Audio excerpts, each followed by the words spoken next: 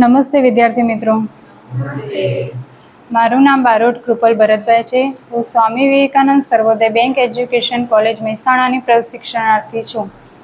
હવે હું તમારો પરિચય મેળવીશ. તમે ક્યાંથી આવો છો? તમને કયો વિષય વધુ ગમે છે?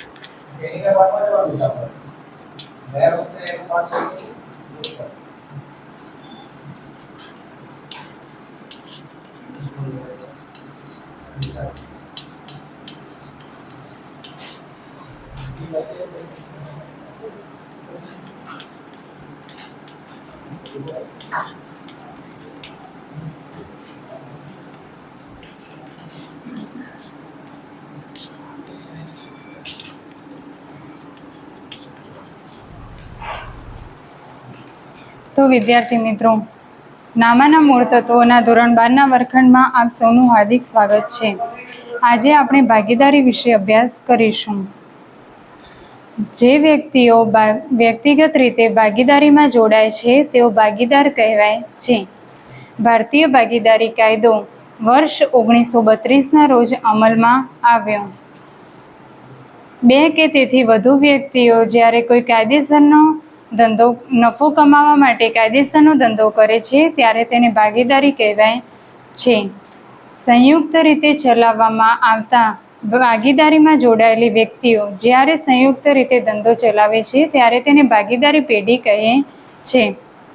ભાગીદારી પેઢીમાં ઓછામાં ઓછી 2 અને વધુમાં વધુ 50 સંખ્યા હોય છે. ભાગીદારી કરારથી અસ્તિત્વમાં આવે છે. ભાગીદારીનો કરાર 2 પ્રકારનો હોય છે: લેખિત કરાર અને મૌખિક કરાર.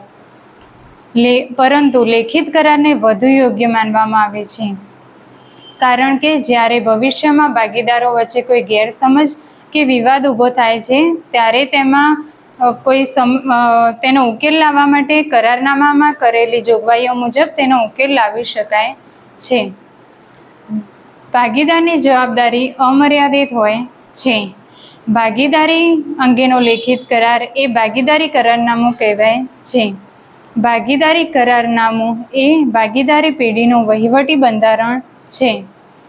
ભાગીદારી પેઢીમાં ભાગીદારોના મૂડી ખાતા રાખવાની 2 પદ્ધતિઓ હોય છે: એક અસ્થિર મૂડી ખાતાની પદ્ધતિ અને 2 સ્થિર મૂડી ખાતાની પદ્ધતિ. તો વિદ્યાર્થી મિત્રો, હવે હું તમને કેટલાક પ્રશ્નો પૂછીશ, જેનો ઉત્તર તમને આવડે તો હાથ ઊંચો કરીને પૂરા વાક્યમાં ઉત્તર આપવા માટે પ્રયત્ન કરવો. ભાગીદાર કોને કહેવાય?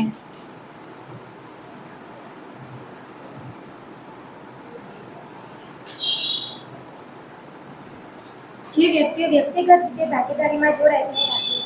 સરસ. ભારતીય ભાગીદારી કાયદો ભારતીય ભાગીદારી કાયદો કયા વર્ષે અમલમાં આવ્યો? ભારતીય ભાગીદારી કાયદો 1932 વર્ષમાં. ઓકે. ભાગીદારી કોને કહેવાય? બે કે તેથી વધુ વ્યક્તિ નફો કમાવાના હેતુથી કાયદેસર રીતે પ્રવૃત્તિ કરે તેને ભાગીદારી કહેવાય. ઓકે. ભાગીદારી પેઢી કોને કહેવાય?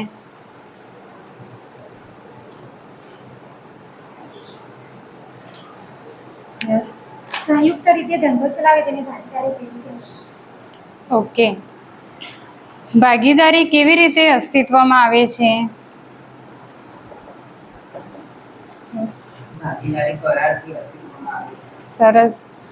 ભાગીદારી કરારના કેટલા પ્રકાર છે? કયા કયા? ભાગીદારી કરારના 2 પ્રકાર છે: કરાર અને જોગવાઈ. ઓકે. ભાગીદારી પેઢીમાં ભાગીદારોની વધુમાં વધુ સંખ્યા કેટલી હોય છે?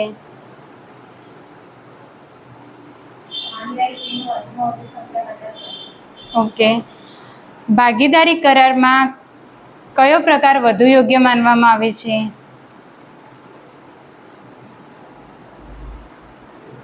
ભાગીદારી કરારમાં લેખિત કરાર વધુ યોગ્ય માનવામાં આવે છે. ઓકે, સરસ, બેસી જાઓ. ભાગીદારની જવાબદારી કેવી હોય છે?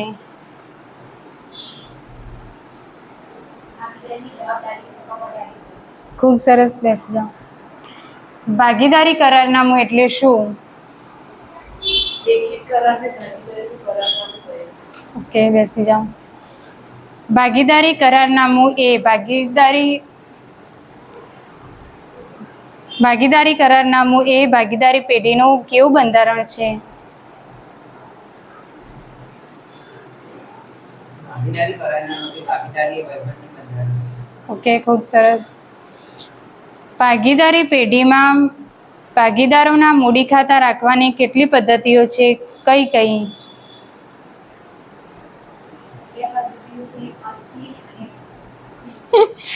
Okay, thank you.